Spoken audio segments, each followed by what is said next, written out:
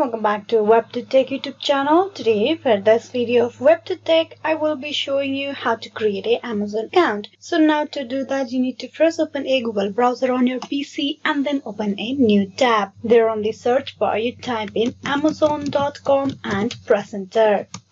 It will direct you to this official page over here, and on this page you need to move your mouse cursor to the right side and then click on sign in over here. Click on it. It will direct you to the sign in page of Amazon. Now to create an account, you click on create your Amazon account. Click that. Here you need to provide all the details. First of all, type in your full name, type in the email address, and below type in the password. Retype the same password.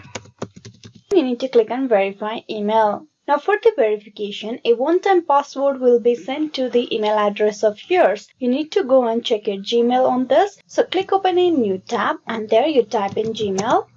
You can see the mail from Amazon on top. Click that. There's the verification code from Amazon. You need to copy this code and paste it over here. Then click on create your Amazon account. This will create a new account for yourself. So this is how you can create an Amazon account. Hope this video was useful. Please like and subscribe the WebToTech YouTube channel. Thank you.